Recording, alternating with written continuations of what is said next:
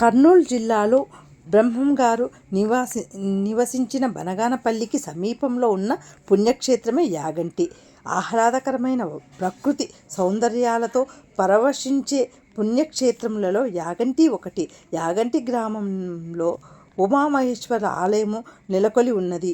ఇక్కడ సమీపంలో కొండ గుహలో ఒక దానిలో వెంకటేశ్వర స్వామి విగ్రహం ఉన్నది.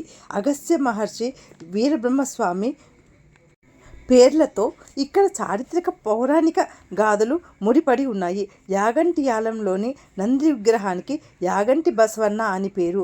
ఈ విగ్రహము అంతకంతకు పెరుగుతూ ఉంటుంది అని, కలియుగ అంతమయ్యే నాటికి లేచి రంక వేస్తుంది అని వీరబ్రహ్మస్వామి గారి కాలజ్ఞానంలో వర్ణించినారు.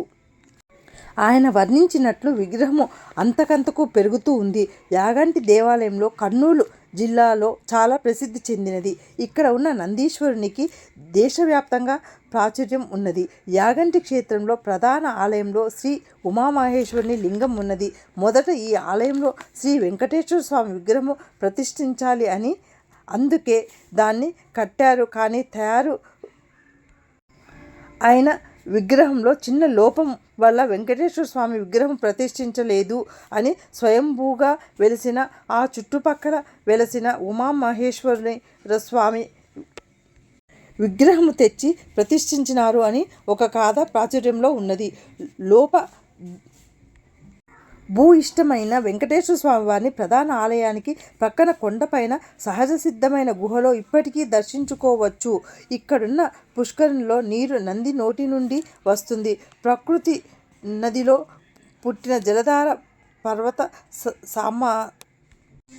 పర్వత సానువుల్లో ప్రవహించి ఆలయ ప్రాంగణంలో చేరుతుంది. ఈ కోనేరులో అగస్త్యుడు స్నానము ఆచరించినందుకు దాన్ని అగస్త్య పుష్కరిణి అంటారు. ఏ కాలంలోనైనా పుష్కరిణిలో నీరు ఒకే మట్టంలో ఉండటము విశేషము. ఇందులోని నీటికి ఔషధ గుణాలు ఉన్నాయి అని, ఇందులో స్నానం ఆచరిస్తే సర్వరోగాలు నయం అవుతాయి అని నమ్మకము. పుష్కరిణి నుండి ఆలయానికి వెళ్ళడానికి సోపాన మార్గం కూడా ప్రధాన గోపురం ఉన్నది. ప్రధాన గోపురము 5 అంతస్తులు కలిగి ఉన్నది. దాని దాటగానే రంగమండపము, ముఖమండపము, అంతరాలయము ఉన్నది.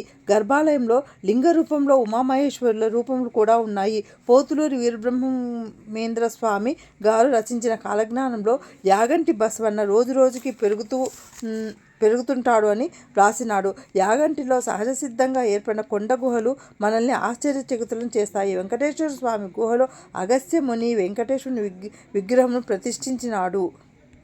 ఇక్కడున్న వెంకటేశ్వరుడు భక్తుల పూజలను అందుకుంటున్నాడు. ఆ పక్కననే ఇంకొక గుహలో వీరబ్రహ్మం గారు కొంతకాలం నివసించారు అని, శిష్యులకు జ్ఞానోపదేశం చేశారు అని భక్తులు నమ్ముతారు. దీనిని శంకర గుహ అని, రోకళ్ళ గుహ అని కూడా అంటారు. యాగంటిలో బస్సు సౌకర్యం అయితే లేదు. దగ్గర ఉన్న బనగానపల్లిలో వసతులు ఉన్నాయి. ఈ క్షేత్రము కర్నూలు నుండి సుమారు 100 కిలోమీటర్ల దూరంలో ఉన్నది. కర్నూలు, బనగానపల్లి, నంద్యాల నుండి యాగంటి క్షేత్రానికి బస్సు సౌకర్యం ఉన్నది. ఇక్కడ ముఖమండపంలో స్వయంభూగా వెలిసిన బసవన్న ముఖములో జీవకళ ఉట్టి పడుతుంటుంది. దాన్ని చూడగానే లేచి రంకు వేయడానికి సిద్ధంగా ఉన్నదేమో అన్నట్టు కనిపిస్తుంది. ఈ బసవన్న అంతకంతకు పెరిగిపోతుంది అన్నమాట. పురావస్తు శాఖ వాళ్ళు కూడా నిర్ధారణం చేయడంతో మరింత మహాన్వితం అయినది. కలియుగాంతము యాగంటి బసవన్న లేచి రంక వేస్తాడు అని బ్రహ్మంగారు కాలజ్ఞానంలో ప్రస్తావించబడింది. యుగాంతంతో ముడిపడి ఉన్న ఈ ప్రత్యేకత యాగంటి బసవన్నకు ఉన్నది. ఇక్కడ యాగంటిలో కాకిలు కనిపించకపోవడం ఆశ్చర్యాన్ని కలిగిస్తుంది. ఇందుకు సంబంధించిన కథ ఒకటి ప్రాచుర్యంలో ఉన్నది. పూర్వము ఈ ప్రాంతంలో దర్శించిన అగస్త్య మహర్షి అక్కడ వెంకటేశ్వర స్వామిని కూడా ప్రతిష్ఠించితే బాగుంటుంది అని భావించినాడు. ఆయన ఆ విగ్రహాన్ని మొలుస్తుండగా చేతి బొటన వేలికి గాయం అయినదట.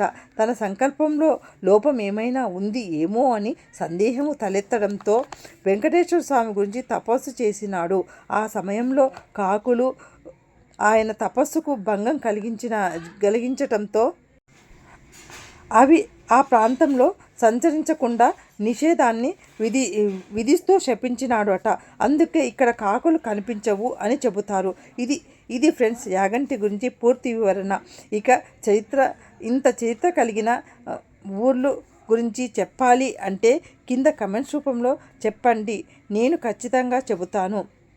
ఈ ఈ వీడియో మీకు నచ్చినట్లయితే లైక్ చేసి షేర్ చేసి సబ్స్క్రైబ్ చేయడం మర్చిపోకండి ప్లీజ్. కొత్త వాళ్ళైతే ఒక లైక్ కొట్టండి. Thanks for watching my channel.